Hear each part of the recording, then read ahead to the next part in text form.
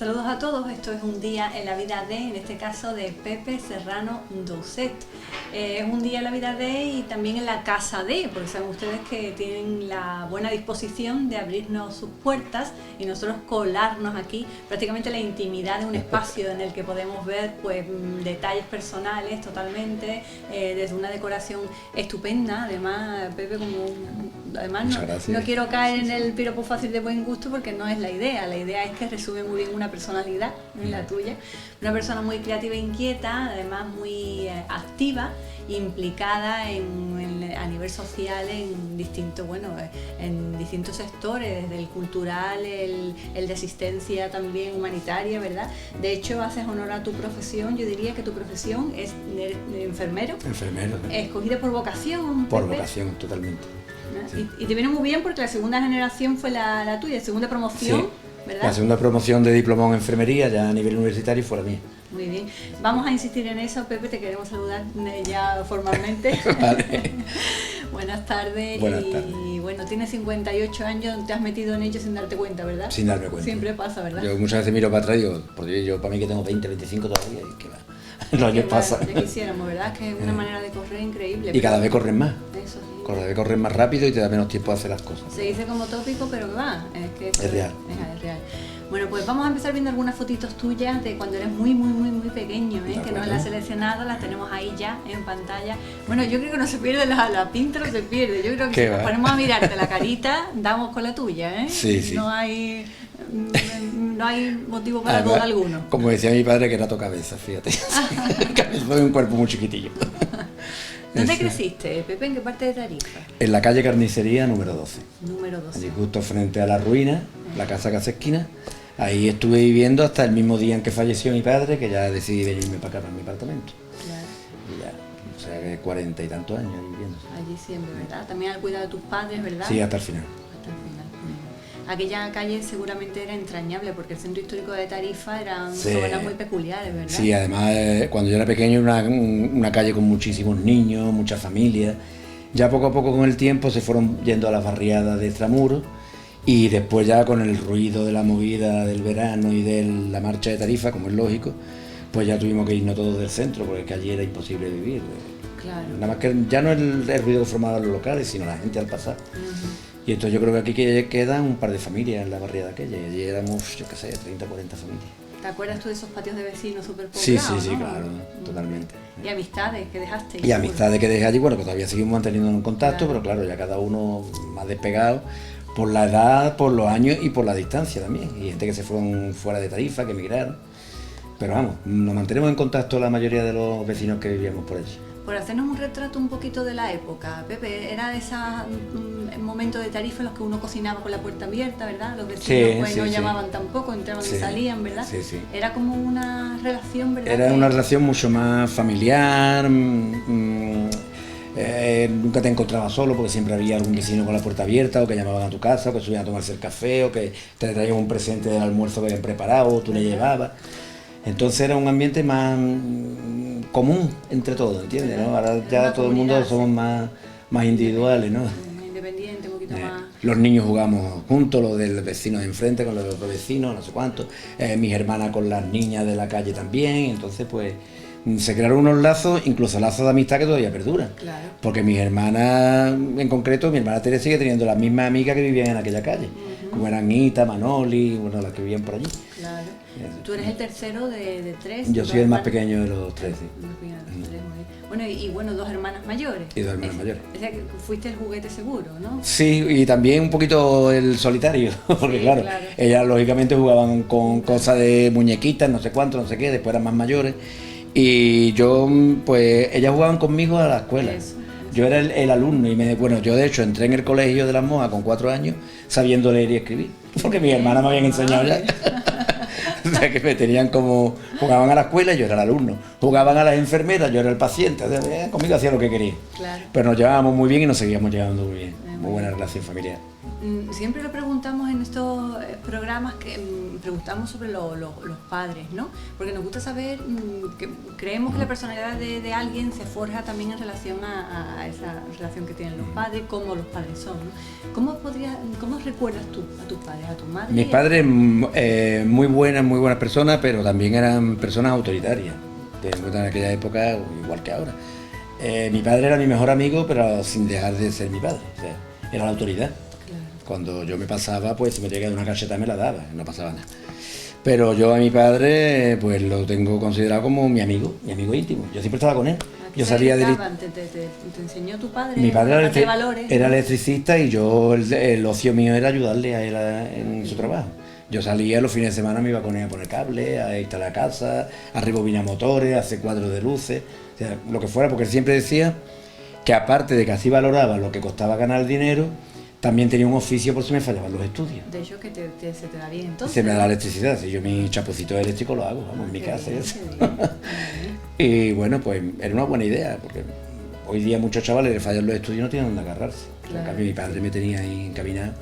Y después mi madre era la típica madre ama de casa, pero un poco avanzada en su tiempo, sí, porque por ejemplo, a mí de pequeño me enseñaba que me tenía que hacer mi cama, que tenía que recoger mis platos, que no es la típica madre machista que decía, pues no, que el niño no haga nada, que lo hagan las niñas. No, yo en mi casa si tenía que hacer mi habitación me la hacía ahí sin problema. Es curioso porque encima tenía 2 hermanas mayores. Exacto. Y eso Sí. Era No, y si cuando yo me bañaba, incluso con 10, 11 años, puede estar recogiendo el cuarto de baño, yo lo recogía, cogía mi fregona, secaba. Cosas que después me sirvieron y después cuando ya ellos fueron más mayores y mi madre enfermó y eso, ella fue la que me enseñó a hacer de comer. O sea, yo me tuve que quedar cuidándolos, o sea, ya sé de comer las 4 cosas que se hace en los pisos de estudiantes. Y entonces pues ahí emprendí, pues un potaje, venga, ¿qué? Ponle esto, ponle lo otro. Y ella me enseñó a cocinar sin poderse mover del sillón. Fíjate. O sea que... ¿Y ese apellido Doucet? Es francés.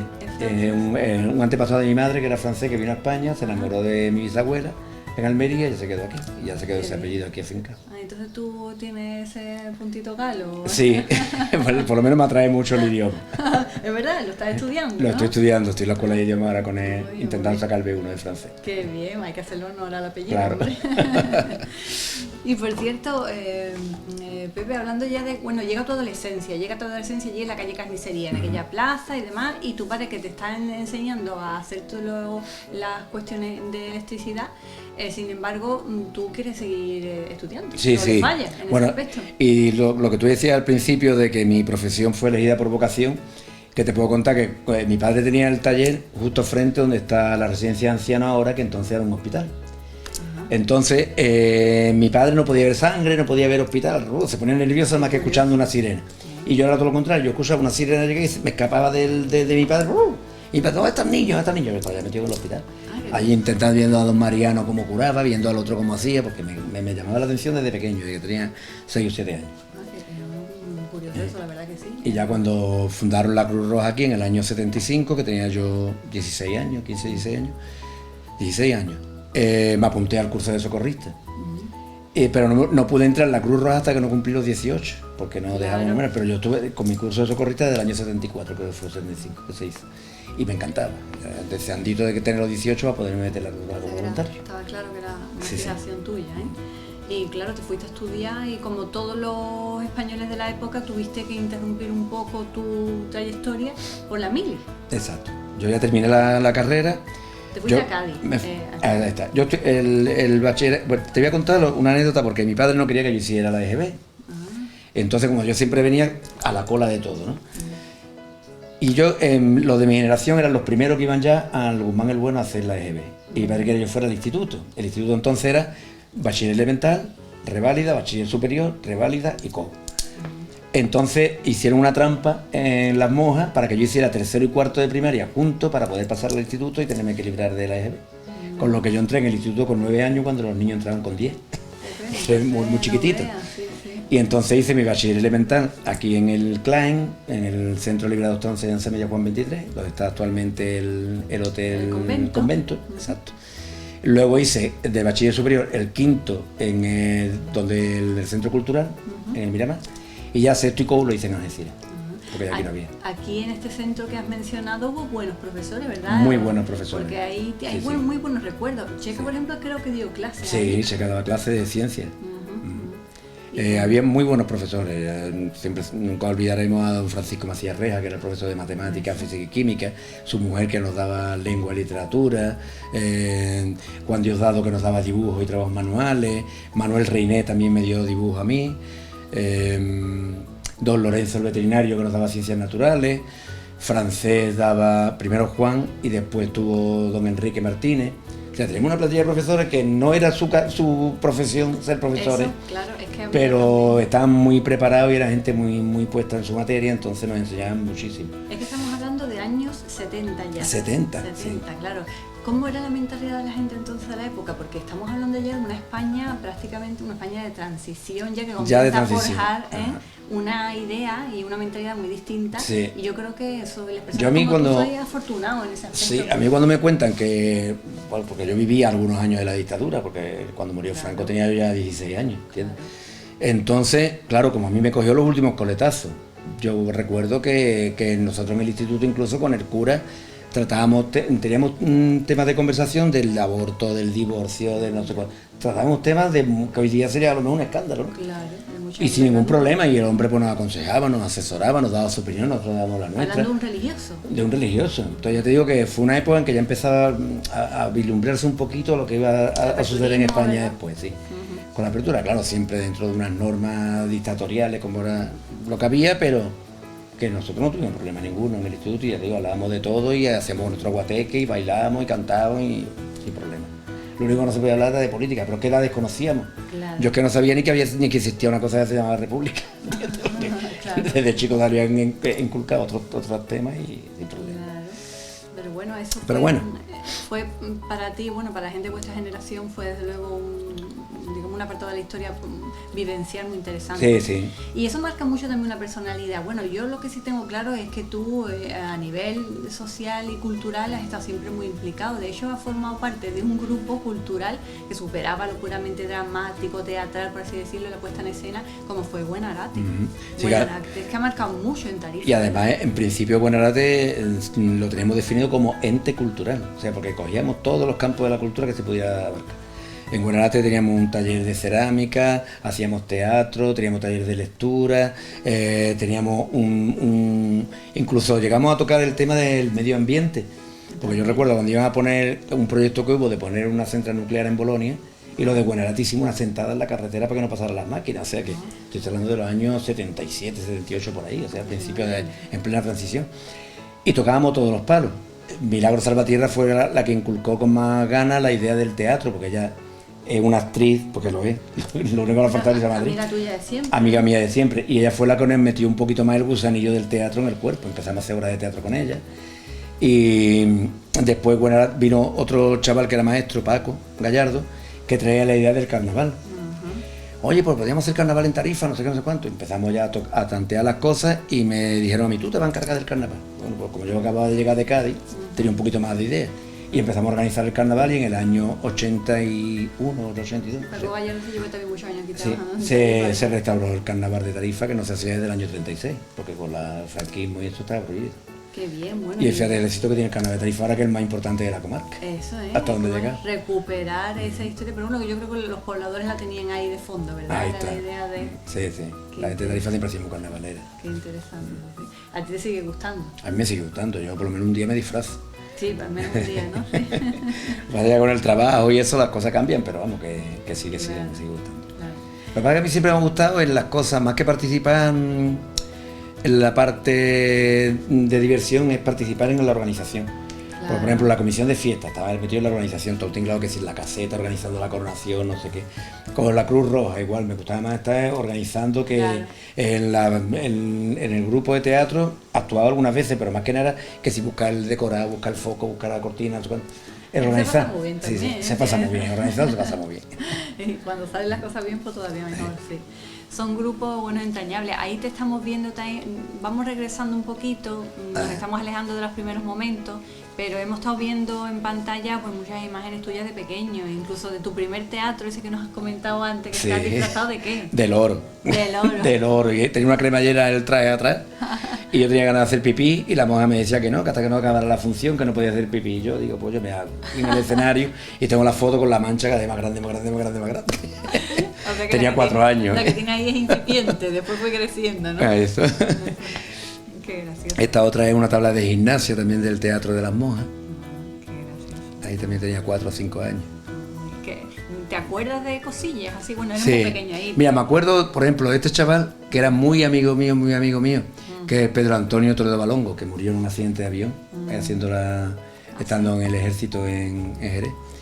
Y murió cuando teníamos 18 años. Y ese chaval, pues, yo he perdido muchos amigos, pero ese yo creo que fue el que más sentí. Sí, porque desde chiquitito habíamos estado juntos, él venía los fines de semana y nos íbamos de marcha. Y fíjate que estamos aquí juntos en el teatro. Qué bien. Bueno, y Pepe, bueno, aquí también te vemos. Aquí me están dando un premio a las monjas. ¿Sí? Los ¿Por premios, qué? ¿no?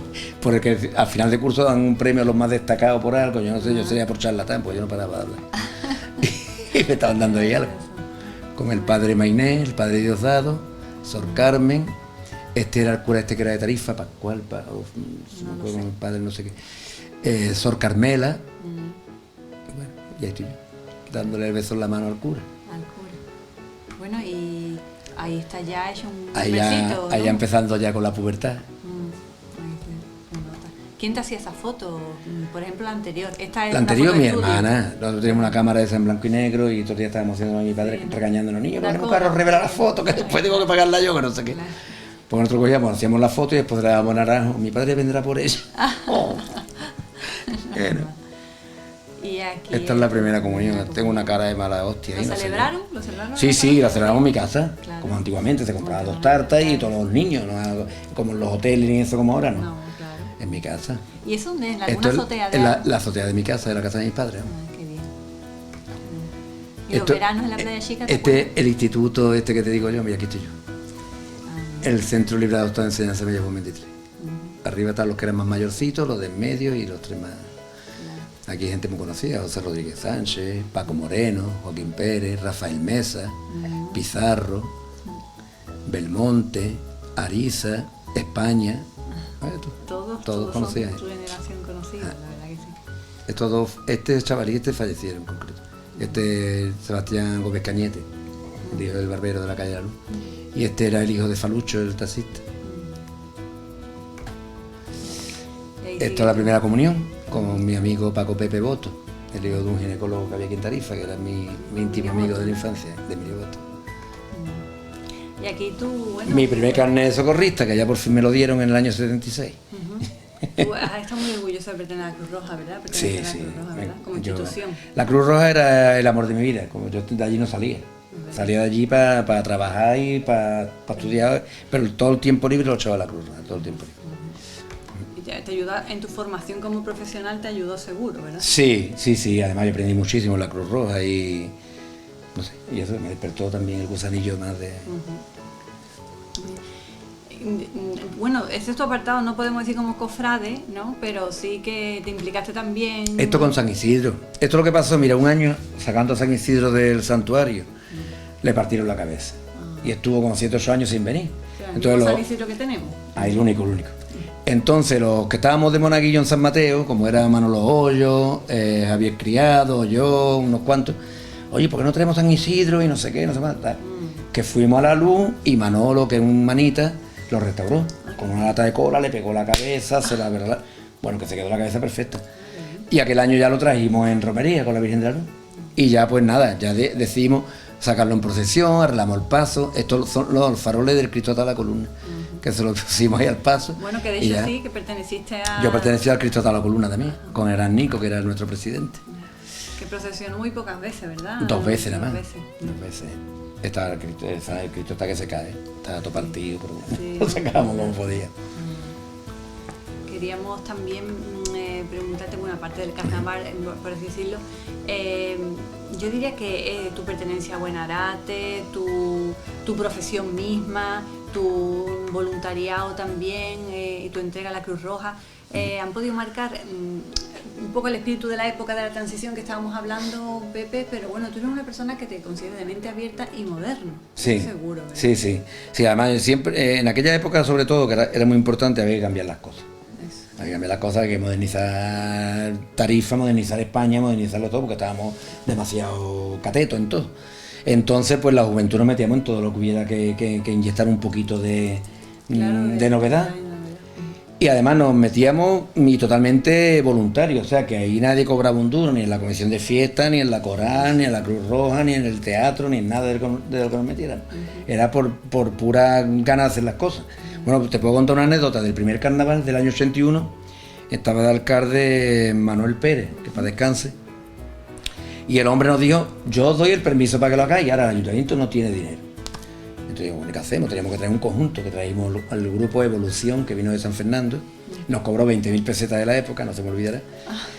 Entonces, ¿qué hacemos para sacar dinero? Bueno, pues empezamos ya a Milagro Salvatierra, Alfonso, el hombre que tenía la mercería en la plazoleta del Perulero, Alfonso Sánchez, el Gran Nico, Juan Pantoja Tecle, todos los que estábamos, que ahí había de todas las edades, de gente con 70 años a chavales con 17.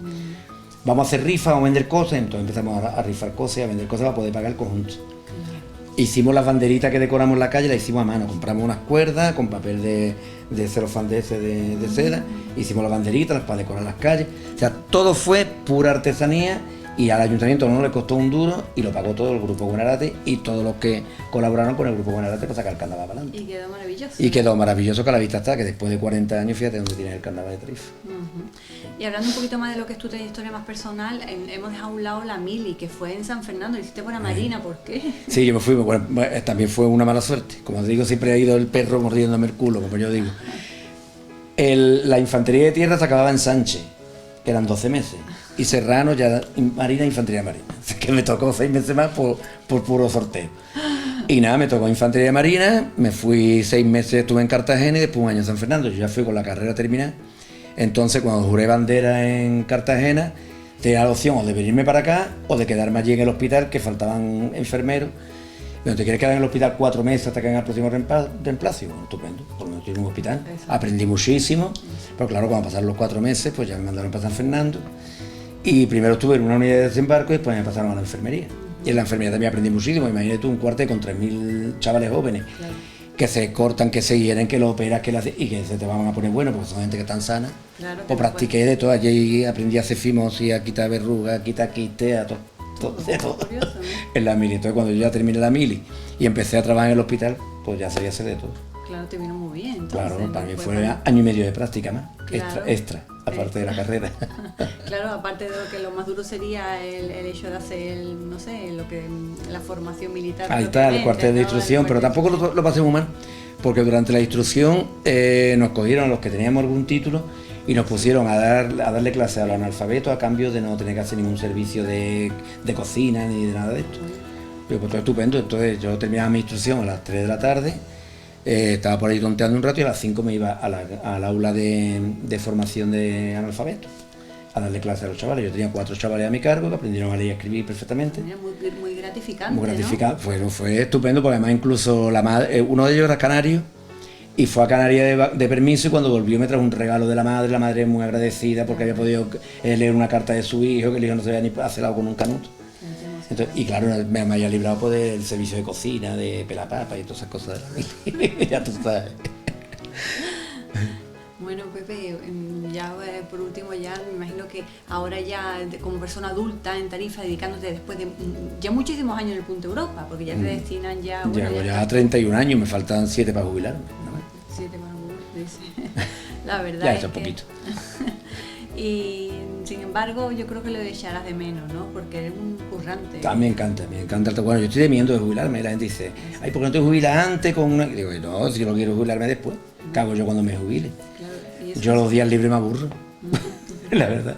Porque tu día a día ahora, ¿cómo es, Pepe? Aparte de trabajar mucho, ¿no? Cuando tienes pues nada, como ya vivo en esta casa, aparte de eso voy al gimnasio algunos días, no todos. Estoy, ya te digo, estudiando francés en la escuela de idiomas, hacer las cosas de la casa y mi trabajo, ya está. Propiamente, ya ¿verdad? está. Poco más. Y tus amistades. Y mis amistades, claro. Sí, cultivándolas, afortunadamente. Sí, sí. ¿Y tus pinitos con el teatro? ¿Qué vas a hacer? Pues eso lo tengo un poquito aparcado, precisamente por eso, por los turnos, porque yo trabajo de mañana, de tarde o de noche. Entonces, si me meto en el grupo que hay ahora de Guadalmesí, ellos tienen, o son gente que trabajan todo de mañana o algunos que están jubilados. tiene un horario más estable para ir a ensayar. Y ahora yo un día no voy a poder, el otro sí voy a poder, el otro no sé cuánto, y me sabe mal el fastidiarle unos ensayos por culpa de mis horarios y de mis turnos. Pero entonces debe pasar un poquito con casi todo, ¿verdad? Porque claro, estos Exacto. horarios que tiene... Sí. Y ya me tiene un poquito limitado en muchas cosas. Y por último, gustos personales. ¿El cine, por ejemplo, te gusta? ¿Algún tipo de lectura? Me encanta. Un día a la semana voy al cine, nos coge bastante lejos, pero voy un día al cine. Un día a la semana voy. Que eso es lo que echo de menos, que a ver cuando ponen a funcionar el cine como cine. Claro. Porque ¿Te gustaría, no? A mí me encantaría. Me encantaría. Yo antes, cuando el cine funcionaba, iba toda la semana, un día. Y al menos ciclos, ¿verdad? Determinados. Y lectura, a lo mejor concentrarte con los estudios te cuesta... Ya ahora leo menos. Antes era muy aficionado a la lectura, además tengo arriba cantidad de libros que he leído. Ahora últimamente estoy leyendo un poco, por no decir nada. Lírica, novela normal, ¿no? sí, los bestsellers y eso. ¿Y le dedicas un poquito de tiempo a la televisión? Menos, ¿verdad? La televisión menos. La pongo ahí para escuchar el ruido, ahora más que nada con el internet lo que más me distrae. Ah, sí, ¿verdad? Sí, que me meto demasiado. En el Facebook me pongo a meterme con la gente porque soy muy cabezón y por frío, ¿no? Y hay veces que digo, no tenía que meterme tanto, porque ¿para qué?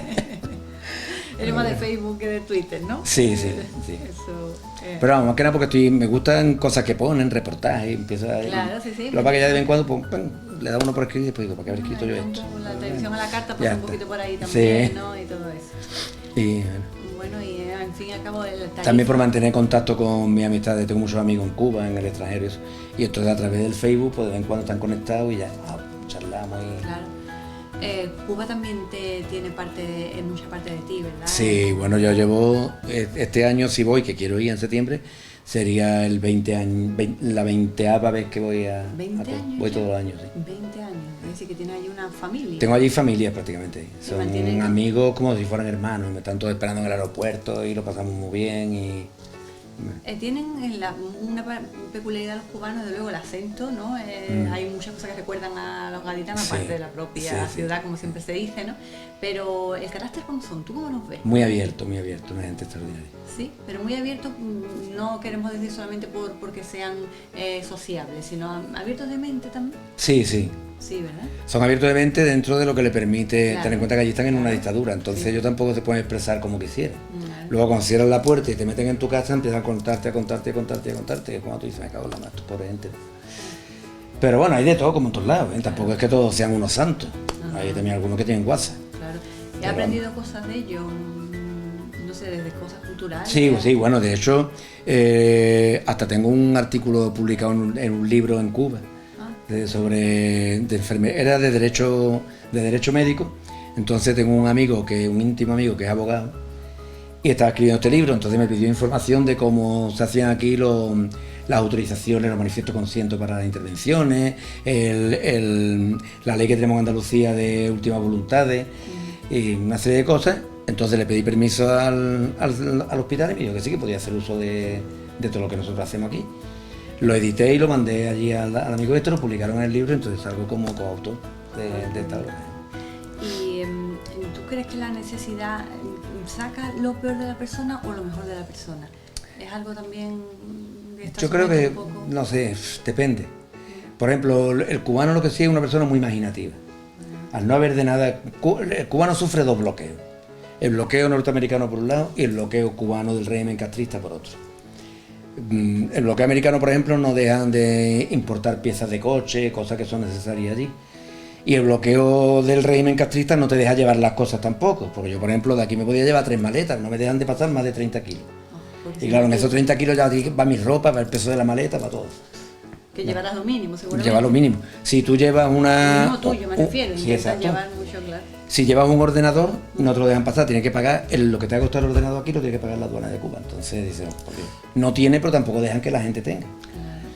Entonces lo que te estaba diciendo es que el cubano despierta mucho la imaginación porque claro, se te avería el coche y la pieza la tienes que fabricar con un cacho de hierro y hacerla, como se hacía antiguamente. O sea que te ha sorprendido muchísimo. Sí, me ha sorprendido porque incluso me ha recordado mi infancia de cuando mi padre rebobinaba los motores y esas cosas, que hoy día aquí ya es impensable. Aquí se quema un motor, se quita y se pone otro. Seguramente tú hayas hecho a la mano en alguna cosa con el tema. Sí, allí y además he ayudado a muchas familias a hacerse cosas. Por ejemplo, yo qué sé, amigos míos que a lo mejor no tenían un cuarto de baño, pues le he ido pagando poco a poco para que montara un pequeño cuarto de baño y tenía su ducha y cosas así, pequeños detalles. Allí es barato, desde luego, o sea, que si costara lo que cuesta aquí no lo podía hacer. Claro. ten en cuenta que el sueldo medio en Cuba son 20 euros al mes. Ya ves. Entonces, Para ti, desde luego, esos 20 años de tu vida no los cambiarías. no, para nada, para nada. Son un peso muy importante, tienen un peso cualitativo muy grande, ¿verdad? Yo digo que es mi, aparte de mi diversión, porque yo me lo paso muy bien allí, es como mi colaboración a una ONG. Yo antes colaboraba con misiones de agujeras, no sé qué, unas cuantas cosas de estas, daban dinero, hasta que me enteré que algunos de ellos pues no eran tan legales como parecían, ¿no? Entonces corté, digo, ya no doy a nada, ni siquiera a la Cruz Roja. Lo que hago es que lo voy juntando y cuando voy a Cuba, ¿a ti qué te hace falta? ¿Una olla? Venga, voy a comprarla. ¿Qué te hace falta? ¿Una silla? Vamos a comprarla. Y le compro las cosas a mis amistades y ya. Mando medicamentos. Medicamentos sí se puede mandar, menos mal. Sí, que ahí no te ponen pega. Bueno, eso sabes tú Puedes también. llevar hasta 10 kilos que no te cobran nada, aparte de los 30 Qué bien, eso de miscelánea, como llaman en la aduana allí. Qué gracioso, sí. Entonces yo siempre llevo, claro, cantidad de medicamentos antiinflamatorios, analgésicos, antibióticos, jeringas, agujas, vendas, hasta que los 10 kilos no me den de más. Es que eso es lo más duro, ¿verdad? El tener que soportar una enfermedad y no tener recursos. Y no tener recursos, que ese es el problema, porque Cuba, por ejemplo, tiene unos médicos estupendos, tiene una facultad de medicina muy buena, pero no tiene medicamentos. Claro, no tiene recursos. No tiene los recursos. Entonces imagínate. Claro, Bueno, bueno, Pepe, pues el último repaso que vamos a hacer estas fotos estupendas que nos ha seleccionado a nosotros para un día en la vida de, nos gustaría que, bueno, haciendo un repaso así rápido de todas las que hemos ido viendo a lo largo del programa, te vemos ahí, bueno, con muchísima gente de Tarifa, que bueno, en la coral, que estuviste en la coral, no se lo puedo olvidar. Sí. Tiene buena voz, ¿eh? Eso se nota, tiene un buen torrente, digamos. Estuve en la coral. Una buena caja torácica. Sí. Estuve unos cuantos años, estuve primero con Vicente Muñoz, que era director, y después estuve con Joaquín Muñoz, director. Y ya el último año con el que murió, como Fermín Franco, en paz descanse. Sí. Con él estuve un año nada más. Y mediático también. Y ahí en la tele, hombre, cuando la tele de Villalta, que estuve 2 años por lo menos, ¿no? Con compañeros nuestros actuales. 96, 97. 97. Y luego después hicimos otro año la feria ya con la televisión municipal en la caseta popular. Eso. Fue- ¿Te gusta a ti? Me gusta todos los carteles, hombre, yo ahora me da más vergüenza, cada vez me estoy volviendo más tímido. Pero yo me acuerdo que en aquel año me cogió Villalta en Braga, porque es que todavía no habían empezado ni a emitir. Y la primera emisión se iba a hacer la feria. Oye, que tú que conoces gente, que para que entreviste, digo, chiquillo, ¿yo qué hago? Tú pásate por allí y te hacemos una prueba. Y ya me cogieron, y ya, pues nada, embarcado. Además el programa era en directo y 4 horas diarias. O sea que, tela. Y sin saber lo que se te iba a meter por aquel ser. Pero bueno, fue una experiencia bonita además. Bonito también, sí. Bueno, Pepe Serrano Duce, muchísimas gracias por abrirnos tus puertas, ¿vale? Nada, hombre, gracias a ustedes. Las puertas las tenía abiertas, ustedes y tu Tarifa para lo que haga falta. Eso. Y gracias a ustedes por contar conmigo, que vamos, dentro de con mi humilde persona, pues mira, tener estos Son detalles testimonios. que te aumenta la autoestima. La verdad que sí. Testimonios muy interesantes de tarifeños que han hecho historia de Tarifa, la nuestra, y que han contribuido a que los tarifeños tengamos esa identidad tan reconocida y reconocible también en ciudades vecinas, ciudades que estamos prácticamente a escasos kilómetros y sin embargo se sabe diferenciar realmente un tarifeño de a un, no sé, no es vejeruco, vejeriego, perdón. Pues nos diferenciamos, señores, y eso es por todo ese fondo, esa solera o esa madre creada por tarifeños como Pepe Serrano Duce. Muchísimas gracias. Gracias. Y con ustedes nos vemos próximamente en un día en la vida de. Gracias por la atención y hasta el próximo jueves.